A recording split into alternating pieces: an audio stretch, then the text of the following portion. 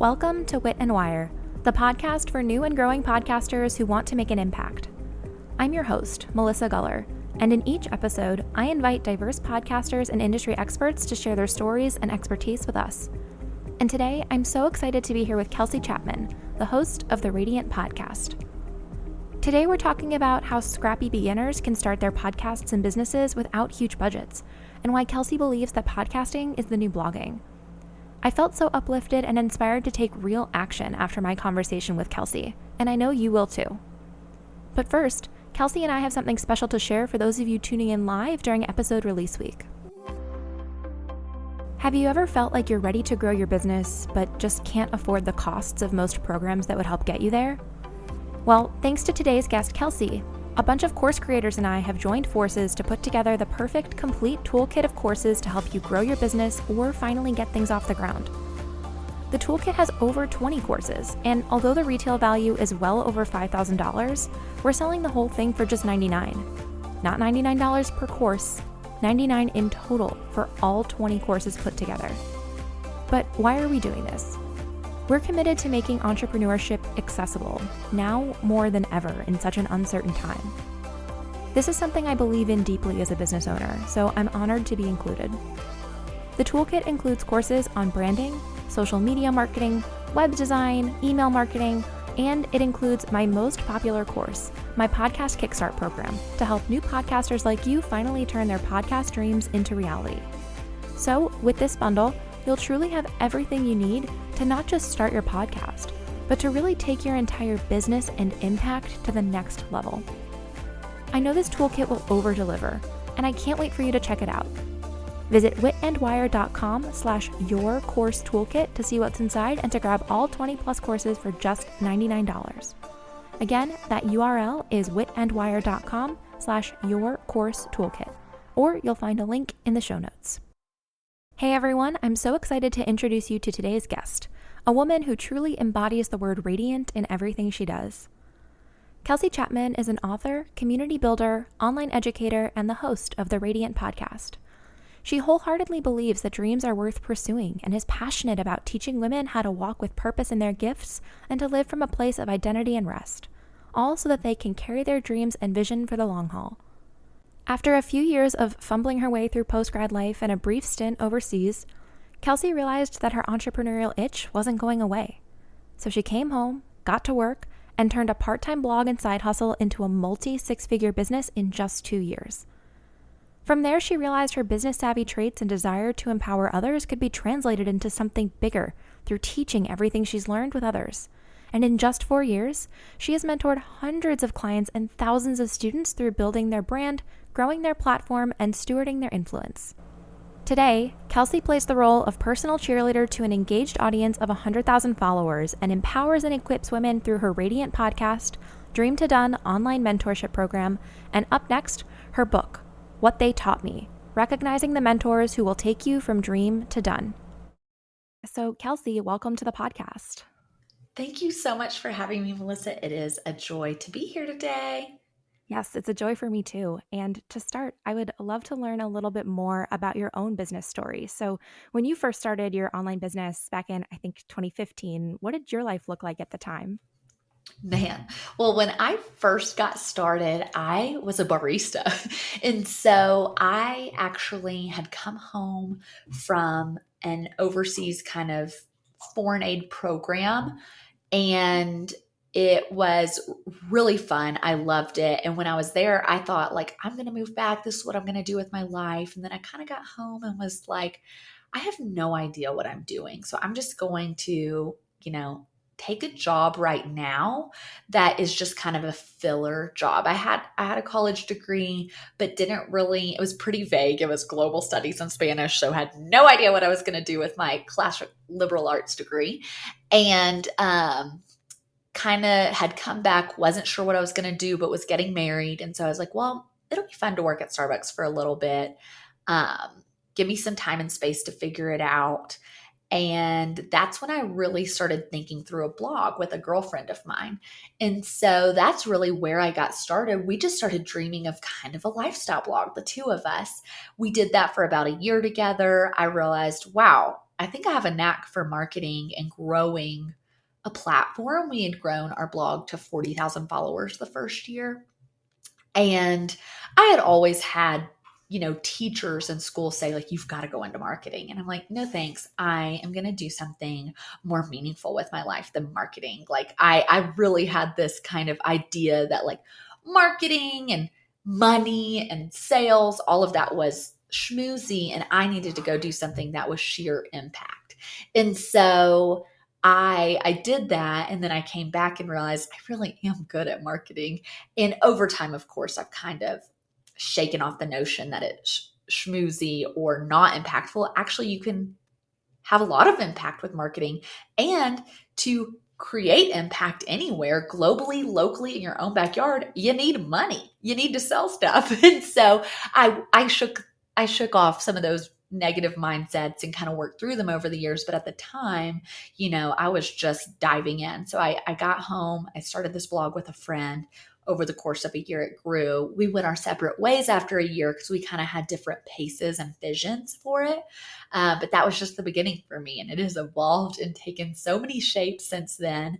But the one thing that has stayed the same is, man, I love scrappy marketing. Like, yes, it is so fun to work with a client who has a 6-figure budget to just roll with, do whatever they want.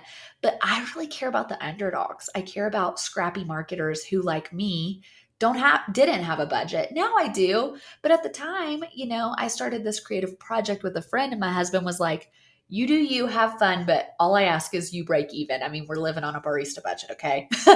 So that's what I did. I was like, I will make this work. I will make this work with elbow grease and a shoestring budget, and again, it's so fun to work with a client who has $100,000 to play with, but that's not most people's reality when they're getting started. And even if it is their reality when they're getting started, it's probably not wise to spend that money on something you don't know is viable yet. I love that. And I think so many people are wishing they were already there. They already had the huge budget, they already had the huge following. But maybe what are some of the advantages to just being in the early stages? Like, what are some of the things that you can do when you're scrappy and hungry right in the beginning that maybe you can't even do later on?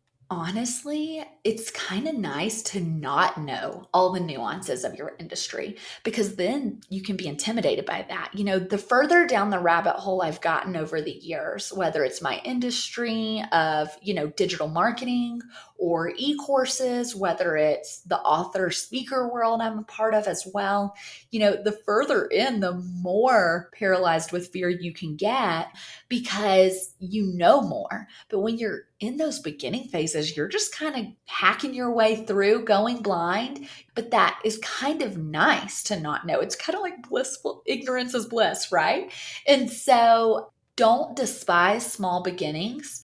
One of my friends, Liz Bohannon, wrote this book called Beginner's Pluck. And there is so much going on with your mindset in the beginning and with your kind of adrenaline and your excitement that will carry your vision in a different way than when you know all the nuances and ins and outs of it down the road. It's just different seasons, right? So appreciate the beginning for what it is, because there are pros that you don't have later down the road. You don't have that initial beginner's excitement. You don't have that, like, I'm going at this blind, but I'm just running with it. Who cares?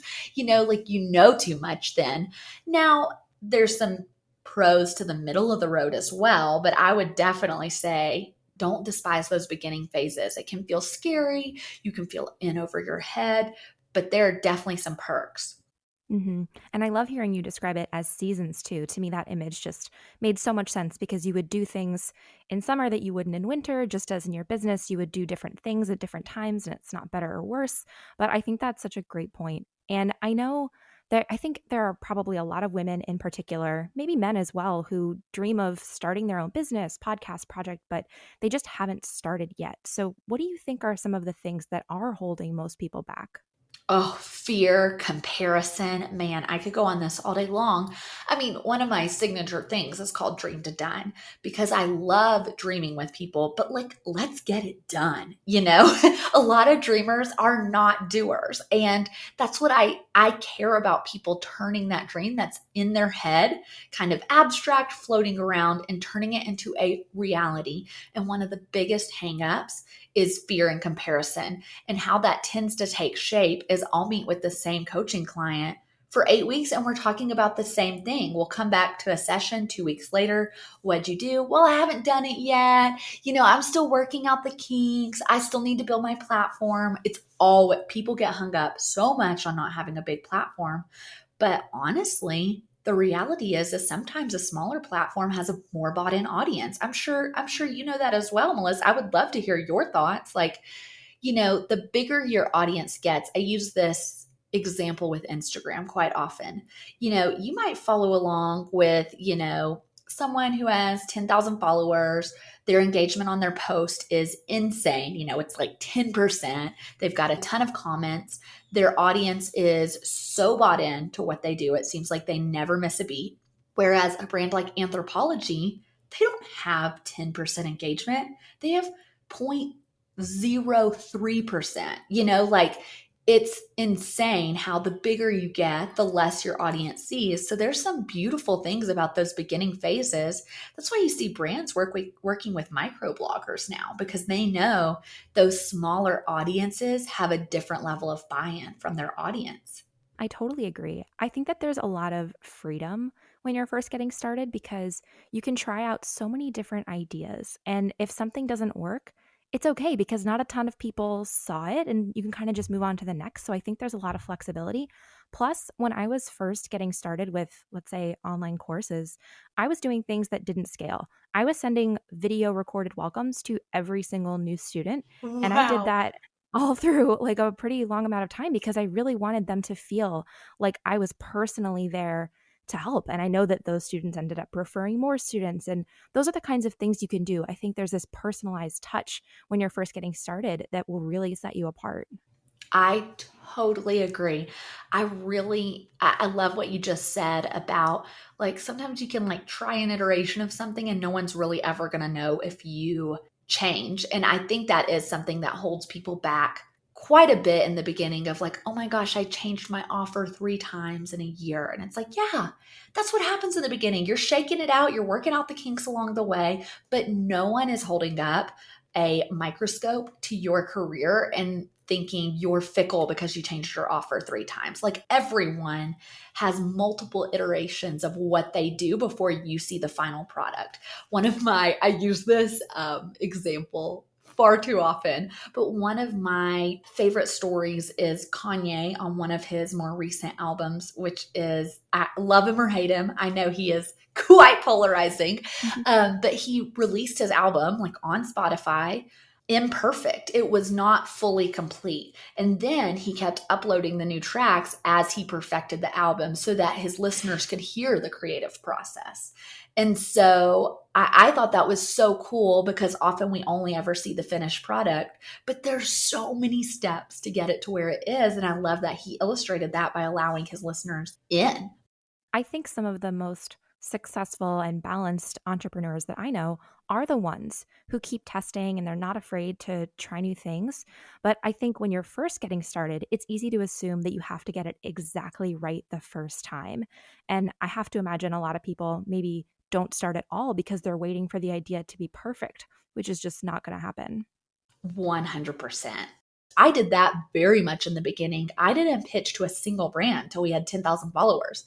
Nowadays, I'd be like, girl, go ahead and pitch. See what they say. Put yourself out there. But at the time, I just felt like I don't want to pitch until I get to this XYZ place in my brand or business. And, you know, hindsight's 2020. That's something I can share with people now of like, I didn't have to wait. I think we all do that. We're so scared to just get started that we stay stuck obsessing over one small intricacy of our business or brand. Definitely. I know we all do it. And I think that the word until is very dangerous. I'll wait until I have this or until Yes. I hit this milestone. But of course, we're all doing it anyway. I think we all kind of have to learn it the hard way. But it is a good reminder that if you hear yourself saying, oh, I'll wait until I'm ready, until this happens, then you're going to be untilling for a long time. Yes, you are. Well, I'd love to take things back a little bit to your podcast. So, at what point did you decide to start a podcast? I decided to start a podcast, one of my iterations that people probably don't even know, because to me now it feels like such a blip in my career. But I ran a magazine for a year called Radiant Magazine. I learned something about myself. I don't like managing 20 volunteer writers. And so I pivoted, which if you find something in your career that you don't really love, rework it. That's what I did. And so I had this online magazine and I thought, let's start a podcast to serve them in a different format. And so I started it under the umbrella of Radiant Magazine 3-ish years ago, 3.5. And then as I closed the chapter on Radiant Magazine, I just brought all things Radiant under my personal brand. Mm-hmm. And what kind of guests are you looking for when you bring people onto your podcast? So I love hearing kind of the inception stories of women who have created something of impact. It doesn't have to be a business. It could be a book, And so whatever their vision is, whether it's a message, whether it's a service-based business that supports clients, whether it's an empire of products. I love to hear their story of how they got started because, like we've discussed here, I love hearing about those early phases in the messy middle, the parts where it got hard before it got better, because I feel like those conversations really encourage another beginner entrepreneur to keep going. Gosh, even hearing myself on this podcast, I'm like, clearly I love beginners because again, a lot of the time they feel so lost and they feel like it's impossible. But they just need someone to step in and say like, hey, I've been there. This is what worked for me. This is what didn't. Take what works for you, leave the rest. And I kind of get to have those conversations on my podcast as another way to support those people who are just starting out or who are like totally in the trenches. They've been in this a few years, but they need encouragement to keep going. Mm-hmm. I love that. And over the 3 years you've been podcasting, what do you think are some of the biggest benefits that your podcast has brought to you and to your business? I say this all the time, but I think podcasting is kind of the new medium and the new format of blogging. And I feel like it also allows the listener to hear your voice in a different way than writing does. I mean, I'm a writer. I literally have a book coming out next year. So don't hear me say it's better than writing. My lifelong dream has been to be a writer. Podcasting is secondary to that. But I do think it's a more casual way to be in your listeners' ears, for them to hear your voice, to hear the little nuances of your story. I can't get off on these tangents when I'm writing because it would lose the direction of the story. The reader would be totally lost and not understand the point. But with speaking, you can kind of circle back and tie it all together in a different way. And so that's why I love podcasting, because I think it nurtures the listener a little bit differently and allows them to get to know the podcaster in a different way. And I think in a more intimate way. I couldn't agree more. I think you can really show off your personality in a podcast. And I think writing is great, but it's also very much a skill. And I think in order to sound like yourself in writing is a Oh, huge skill yeah. and takes a lot of time and effort Yes. for most people. And so the just kind of conversation, the ease of having a podcast interview, solo, co host, whatever the format is, just being able to show off your voice and your personality and make your silly jokes that maybe nobody laughs at, but you like them anyway. Like you just can't do that in a blog post as well. Totally. And like you said, writing is a skill, but I think podcasting is a skill too. Like I'm sure I would love to hear what your first interviews were like, but mine were a hot mess. I was all over the place. I talked about the most random things. I think we had some tangents about Vampire Diaries in there. We had some, giggle fests, and they were not as sharp or recorded as well, or the questions I asked were a little bit different. So that's a skill too. But yes, writing to capture your voice. I just got a book draft back with my voice totally edited out of it. And I had to go through and line by line compare it to my last draft to make sure my voice was back in there. Wow. But yes, could not agree more that interviewing is definitely a skill, totally unlike any normal conversation, but it's definitely rewarding because you get to learn so much. And I find that, in a good interview, even as we're interviewing now, like I'm taking so much away from this, which makes me excited to ask more questions. And I feel like I have a duty to my listeners to really ask active questions and imagine what do they want to know. So you have to be very on the whole time, I think, when you're interviewing. But Yeah. it's very tiring, not in a bad way, but it really does take a lot of energy to interview, which I think might be surprising to people. I think that might be surprising to people as well. And the longer I'm in this, the more I realize why people do seasons, Mhm. because you can take some time off when you do have a podcast that is every week, always, forever. It can feel like, oh, wow, even if I batch all of these, it still feels like work is happening. And so this summer actually is the first time I've ever taken an extended break because I kind of had that ongoing feeling of like, I always forever have to put energy into this. And then I Mhm. realized no one is sitting there psychoanalyzing if I take a break. So I'm going to re air some podcasts and take a break and rethink the creative direction of this show because it's time for a little revamp. I've been doing this for 3.5 years. My energy has kind of come to a halt with it. So, how do we inject new life into it? And what I love about doing seasons is, first of all, you get the break, but also in the break, first of all, you get some creative space. You get to think about, okay, what do I want to keep doing, but maybe what do I want to do differently? And then just from a marketer's perspective, when you launch a new season, that's like an event. You can get people excited. You can build buzz around the next season of your show. So I think there are so many benefits to doing seasons. And I hope that people embrace it versus just thinking of it like, oh, I can't handle it. I just need to stop. And it feels like a failure to do a season. Totally. And I think my worry with seasons was that I would lose momentum in between.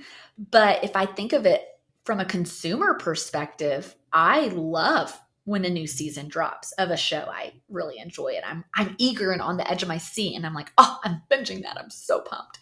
Mhm. Or maybe it's a season that releases still week by week, but like I'm still so excited as their listener. So they never lost me as a consumer. So why am I so worried that if I do seasons, I'll lose my listeners? Totally. I even think about my favorite TV shows and how they air in seasons, and that doesn't make me any less likely to go back for the next season of Brooklyn Nine-Nine or whatever it is. Like, I'm on the edge of my seat. I'm so excited. And so I think we can maybe apply that mentality to our seasons too. Totally. Now, I do want to continue talking a little bit about marketing, promotion, and in particular, I know you're incredible with Instagram. So, maybe what are some of the strategies that you use to promote your podcast on Instagram? Well, I used to be incredible at Instagram, but Once incredible, always incredible. yeah, I will breathe new life into that soon too. I ran an Instagram agency for a few years, so the phrase "the cobbler's kids have no shoes" could not be truer for my life. Like I just didn't focus on my Instagram for like 2 straight years. Then I was really burnt out by the time I closed that agency. I had 50 clients a month that we managed their Wow. accounts. And so I'm in recovery. Mhm. Obviously you can make sound bites of your podcast with something like Waveco, but I really think of Instagram as the top level of the funnel. I mean, maybe you're running ads, but the reality is probably not. Most people are not running ads for their podcast. So how is your podcast going to get discovered other than the recommended app, or other than the recommended show on the app? Because also that's not the most likely for finding your show. I mean, people will stumble upon your show that way, but the most likely way is for someone to share about it. And how do they share about it? Probably social media. And so whether your audience is on Instagram or on Facebook or on Pinterest, using that as the top level of the funnel to get them over to your show. And so when I got started with a blog, this will be true for a podcast as well. I thought, well, if I write the best words that ever grace God's green earth, but no one ever reads them, it's just a journal. It might be a digital journal, but it's just a journal. So how do I get eyeballs on these words so that I can have the impact I want? And impact might be one people, it might be one person, it might be 10 people, it might be 30 people, but like it's worth it even for that one person. And so it doesn't mean like, oh, I'm only going to do this if I have 10,000 readers or 10,000 listeners. But I really looked at it in those early days as I'm going to grow my platform so that I drive them over to my blog to read. And so I really leveraged Instagram because at the time I was bootstrapping it, remember? And so I needed to get as big of an audience tuned in, interested in my message so that a small percentage of them might come over.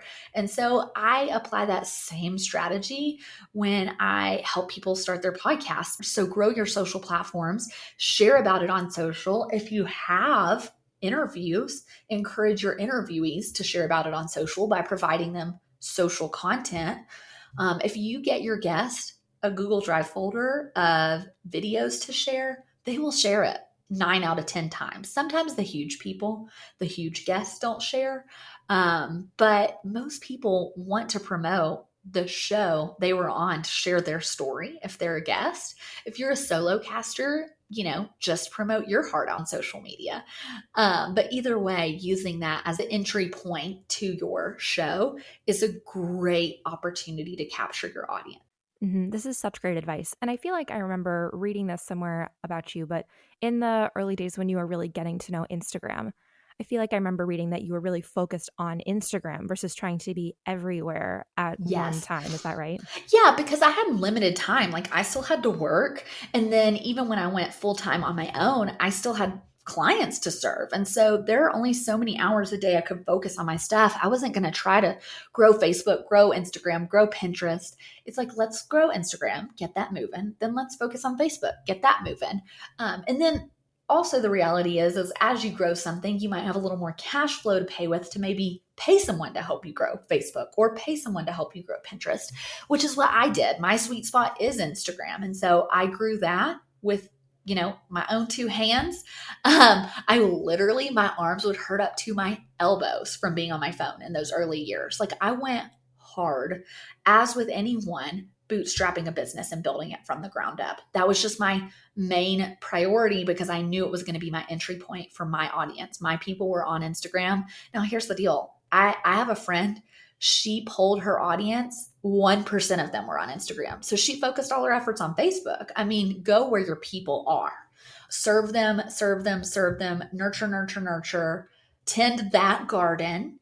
And then if you want to expand down the road, let the cash flow from tending that garden overflow and fund the other areas of your business.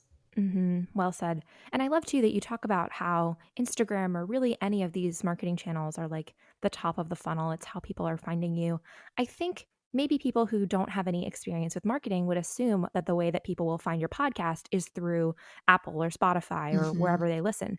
But truthfully, that's probably the last place they're going to Yep. find you. Most people will find your podcast because they found you first, the same way that they would find your website or your blog or somewhere else. So I almost think that because podcasts are all in the same app, it almost tricks us into thinking that that's going to help us get discovered better. Oh, yeah. I think I had a conversation with the head of my network. And he said that I'm on a podcasting network. He said that most people think you're going to be found through new and noteworthy, or I hit the top 50 in my section. But honestly, like as a consumer, I'm never scrolling through those looking for a new show. The way I find a new show is if someone I follow on Instagram has an interview on a show I've never heard. For instance, I just wanted to hear the story of this fashion blogger I follow. She rarely does interviews. Really, the only way to like learn her story is through her Instagram stories or her blog, but she doesn't get super personal. She shares curated content. So I wanted to hear her story. So I looked her name up in the podcast app. She'd only done 3 interviews and I listened to them all. That's how I discovered those new shows. And so I'm never, as a consumer, scrolling through the new and noteworthy section unless I'm on a road trip looking for a murder podcast. That's about it. Yeah, I totally agree. And I think that's a great point too about like people are searching for specific content. Like maybe they would search for the name of a person, or I have to imagine some people do go into an app and search for maybe a key phrase or a search term. But I do think that most people are finding podcasts through the people they follow and like, when people they already like appear on other podcasts and they're just somewhere out in the world. They're not in Apple, I don't think, finding new shows most of the time. Totally. I totally am with you there. Well, in terms of just something else that you do that I love is that you often talk about how it takes a community to raise an entrepreneur. So, how have mentors played a role in your business growth or even your personal growth? Oh man, I love mentors. You know, the phrase, it takes a village. Like, I feel like it took a village to make me into who I am today. And it will continue to take a village to develop me into a stellar human over time because I have by no means arrived. But I really, I had all these women step into my life. I love learning. If there's something to learn, give me a notepad. I want to learn how to have the most full, free life. So if there's an area for me to grow in, let's find a mentor and sit down and have coffee with them. And so early on, I just started asking. I noticed, okay, I have these women in my life who have stepped in and invested in me, who were there by happenstance, like one of my best friend's moms, one of my aunts, my young life leader in high school. But as I got a little bit older, if there was something I wanted to learn and grow in, I would just ask. And it was kind of weird sometimes. I'd be like, hey, Harriet, I just love how you live your life. Like, you've got a marriage that's still deeply connected after 30 years. You've got kids that don't hate you, and you've got an amazing connected friend group. Like, how do you balance all of that? I would love to learn from you. Did she kind of probably think, this feels like not very tangible. What do I have to like? I don't have tips and tricks I've like cultivated from my life. But I was like, I don't have any expectations. I just would love to have coffee with you once a month. So we did. And over time, I think I became a really treasured part of her month. I know that she ended up sharing things with me that were more like a friend. And so I learned so much from that relationship. And then as I got a little further along in my career, I started seeking out career mentors. And then at some point, it came time to pay those mentors. Like, you cannot get by with picking everyone's brain, especially in your career. And so, no matter what area of my life, whether it's friendship, marriage, one day motherhood, business, you name it, I've sought out someone to kind of be my guide. If you think of the story brand framework, we're all looking for a guide to take us down the path towards more fullness, freedom, and joy. If you haven't heard of the story brand framework, it's a book by Donald Miller. It's amazing. It's like basically the plot line in all movies, and it's a framework for incredible marketing as well. But circling that back to mentorship, I was just looking for a guide, someone who I thought was a few steps ahead of me in any given area and might be willing to pass along that wisdom. Then I could learn that wisdom, turn around and offer a girl 3 steps behind me a hand up. And I feel like with that, like, how could we lose? Like, if we're in this together and we're truly, as women, empowering and equipping others to go further than us, if I glean a little bit of wisdom and can pass that along to the girl beside me and she gets ahead, awesome. Like, we will all win. I love that. And actually, something kind of interesting that you mentioned is that, sometimes you would sit down for coffee, but other times you do want to pay somebody to really like be a coach and a guiding light. I don't know if this is something you can answer, but is there a difference between like when is it okay to ask somebody just for a little bit of help versus when does it make sense to go out and pay somebody? If you already have a touch point with someone, it might be appropriate to ask them for help, or if it's more like a soft skill in life versus a hard skill. And what I mean by that, if it's more lifestyle versus career, you know what I mean? And so, like, I'm probably not going to pay my lifestyle mentor in building a life I love. I'm probably just going to look around me, see who's already in my life crushing it, who's just a normal everyday woman.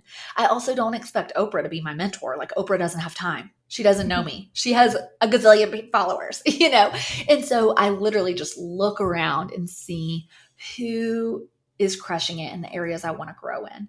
But then in career, unless you work in corporate and you have those frameworks already in place, like some corporate companies already have, like, through the junior league, sign up to have this mentor, or in my company, we have a mentoring system. That might be free. But if you're an entrepreneur and you need ongoing support, it's probably more fitting to pay someone. And that does not diminish their role. It doesn't cheapen it or make it less intimate. Like, my 2 career mentors, they cost thousands of dollars to work with, But I've also been to Florida and Disneyland with them and fun restaurants in Hollywood, not only in the context of a mastermind, but out of that as well, like on our own, in our own time.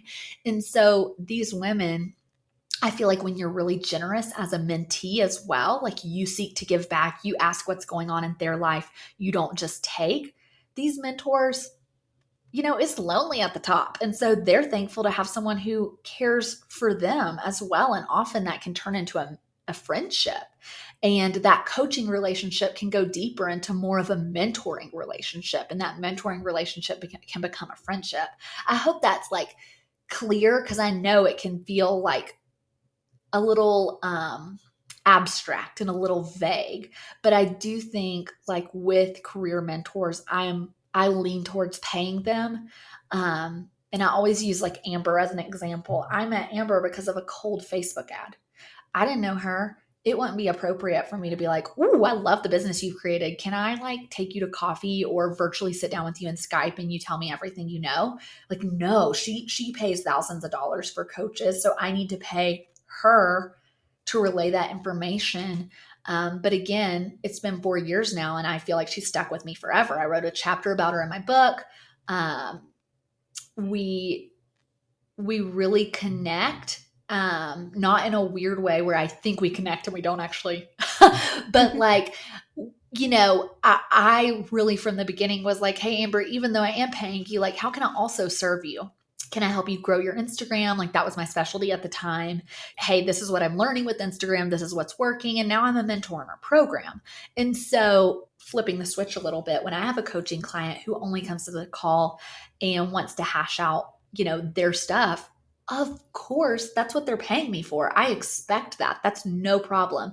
But if they spend even 2 minutes saying like, "Hey, I know you turned in your book last week. How'd that go? Oh my God, you had to rewrite it." Like if they know a little bit about my life, I feel even a teeny bit more connected as the mentor to my mentee of like, oh, they care to invest in me as well.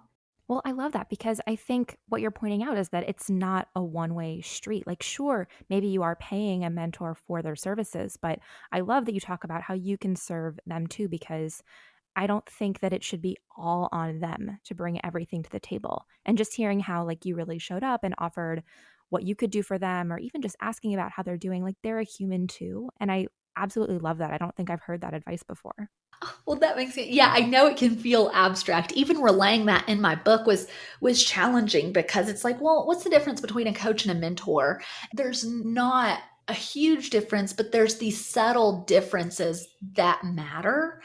And sometimes your mentor is also your coach, but I just think mentorship has a little more depth to it and personalization. I'm sure by the time the book comes out next year, you'll have it perfectly fleshed out and everyone can read all about it. Oh my gosh. Well, hopefully. Yes, I'm sure. And like speaking of, what are you working on currently or up next that you are excited about? Oh man, well, I have been having a blast writing this book. It's been hard when people compare it to birth. I mean, I haven't birthed a child, but this has been like, whoa, it's taken all of me. It has been all consuming. It'll be 3 years by the time it's on a shelf. Like going the traditional publishing route is not for the faint of heart. Going the self-publishing route is not for the faint of heart. Like there's just so many hoops to jump through. So I literally turned in my last draft Monday. And then I'm really enjoying helping clients build online conferences right now as we kind of shift with this current pandemic. I really started thinking through like, how can my clients take their live events online? And so that's been really fun. I really like being scrappy and having to adapt based on what's going on. So it's kind of been a fulfilling project for this season we're in. And in general, right now, I know you have courses, you have clients. Like, what is the current balance of your business right now? Man, well, I've always been a fan of having client work and really just having streams of income, because as you know, and probably many of our listeners here know, like the course landscape is always changing. And unless you're spending quite a bit of cash on ads, like you're not going to just grow to the moon and back. Like Jenna Kutcher spends $650,000 on her ads a year, And so it's like, I don't solely rely on that as my main stream of income. And if I did, I would have to be putting some serious cash into ads, which comes with sometimes ads change and all of a sudden what worked no longer does. And so I always have some client projects going on. But the longer I'm in this, the more I've offboarded retainer work and slowly but surely worked my way into just doing my own things. And that's always a mix of these e-course bundles that I'm sure we'll chat about in a second, these online conferences. I mean, I've got 3 online conferences that are mine in the fall. I've always got some e-courses going on, and then my first love, writing, which I don't tend to blog very much, but I, work on my books on the back end, turn them in, they'll be on a shelf. I'm so excited about it, but that's my first love and really why I got into this to begin with. I knew I enjoyed marketing from, school, but what I realized through my early years of trying to really just build my blog so I could have a book, that's literally the only reason I learned marketing was let me build an audience so I can get a book deal.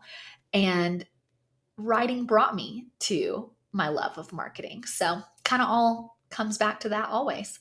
And having so many different, I'm going to call them like product types, but clients, courses, conferences, you learn so many different things from sharing knowledge in so many different ways. Like I know with clients, you're really getting immediate feedback, immediate questions, and working with people one-on-one will teach you so much faster than something like a course, even though I'm obviously a huge fan of courses. But I think it takes a nice mix of different types to really get a full picture of what your people need from you. Oh, yeah. And honestly, I am a big proponent of do not teach a course unless you've tested that on yourself and some clients. And so for me, I think everyone's goal is to get out of client work and just have my course. And the way forward is courses, passive income. But I feel like having clients allows you to test the concepts and make sure they work beyond your success story. And so when I was working on my messaging for my Instagram course, I don't really sell it anymore because you got to update an Instagram course every quarter. But back when I was working on that, I ran an Instagram agency. And so kind of the model was, if you can't really afford to work with me right now, here's a course and you can do it all yourself. But I had 50 clients a month. I had my hands on over 500 client accounts that allowed me to have information to put in that course. Now that's a little excessive. You don't need to test your information on 500 clients before you put it into a course. But what I am saying is I knew those strategies worked because I had an opportunity to test it. And I couldn't agree more. I think for most people, course should not be maybe day one, because I think you risk putting together a course that doesn't actually address what people need. And even having 5 clients would go such a long way. Totally. And you learn so it can feel man, I just want to get out of this client work. But you learn so much. And then you also get to apply, not only do you get to apply all that wisdom to say courses where you're going to make money, I learned so much on the job for clients that work for me. And so that time will never be wasted. Great point. Now, I know we're wrapping up shortly, and I cannot wait to talk a little bit more about the course toolkit. So I first want to know, what inspired you to do a project like this in the first place? As I've even heard myself say over and over again, I love the beginner who doesn't feel like they have the resources. It's not wise for them to invest in a $5,000 program, right out of the gate. And so I wanted to put together something for that person who maybe needed to come up with $100. They had to figure it out to get started. Or, just a lifelong learner who's man, I could get 25 courses for $99. Count me in. Either way, I've been in both shoes. Do I need to sell clothes from my closet to buy a $99 course now? No, but I did once upon a time. My whole MO at the beginning was just break even. Don't spend money out of my personal bank account to fund my business. Now, it's not that I'm bootstrapping it or on that tight of a budget these days, but I just love to learn. So if I can snag 25 courses for $99, count me in. Even putting the courses together allows me to have access to all of these opportunities to learn, and it's like being in a candy store. And so I put this together because I really care about people having access to the tools to start their business. I also had seen these bundles floating around, and someone would reach out to me and I'd end up connecting like 10 of my friends. And it's like, wow, I just filled half their roster. Why am I not doing this myself? So I gave it a whirl last November. And I am always looking for like what bells and whistles can I add to for the people contributing to make this like a heck yes. Like, oh, this is such a win for me. It's such a win for my audience. Like that's what I want with everything I do, it to be a win for everyone involved. And so like, how can I serve and support people in a way that makes it effortless, makes it easy, and everyone comes out on top? To me, just being able to provide such massive value to my audience is what I'm always looking for. And to me, this totally checks that box, because something that's unique about a toolkit like this one versus just a single course is that I think for all online business owners, we all have our own unique mix about what works for us. And if you only buy one course, like sure, that could help you with one area of your business. But with a toolkit like this, you can pick and choose, let's say 2 or 3 of the 20. And you can have the freedom to explore a bunch of things and see what really works for you. And it's totally risk-free because you can get all of them at once and then just decide later what you want to pursue. Absolutely. Yeah. And I mean, again, I put these together, but I'm a lifelong learner and I love diving in of like, ooh, another social media course. Maybe I know 90% of the stuff in it, but like for $99, if I sometimes one sentence changes my career. You know, I had dinner with someone in early July and one sentence changed everything I'm doing in my business for the season ahead. And so I feel the same applies to courses. Sure, maybe you know some of the information, but one thing one person says might change something for you. And so is that worth it? 100%. I love that. And I love learning too. I think there's always some area of my business where I'm either in a course or working with somebody or trying to learn more. And I think that's part of the fun of podcasting and having a business, is just getting to learn more. So as we do wrap up, do you have any final advice to our listeners, whether it's about podcasting or just pursuing big dreams? Man, just get started. I mean, I think for so many of us, we let that fear hold us back. But release your vision, dream, idea into the world and tweak it and refine it along the way. That's kind of my MO. Like it might be messy, it might not be perfect, but like just get it out there and you will refine it along the way. I love that. Where can listeners learn more about you, since I'm sure and hopeful that many of them will want to stay in touch? You can find me at kelseychapman.com or Kels Chapman on Instagram. And then, of course, we have the e-course bundles called Your Course Toolkit, and you should check that out through Melissa's unique link. Perfect. Well, Kelsey, thank you so much for joining us. I've absolutely loved having you. Thank you for having me. You are a joy. Thank you so much for joining us this week. Remember, if you're listening during August 2020 when this episode aired, you can grab Your Course Toolkit with over 20 courses for driven entrepreneurs on a budget at witandwire.com/yourcourse-toolkit. There's also a link in the show notes. If you're tuning in later, no worries. You can connect with Kelsey or see more great takeaways and resources by visiting witandwire.com/podcast. Before we go, I'd love to know what your top takeaway was from today's episode, or if you've hopefully been loving it. So take a screenshot of you listening to Wit and Wire and share it to your Instagram stories. Make sure you tag me at Wit and Wire and Kelsey at Kels Chapman. I always love to hear from listeners, and I can't wait to see what you've learned. Thank you again for joining me, Melissa Guller, in this episode of Wit and Wire. I'll see you next time, podcasters.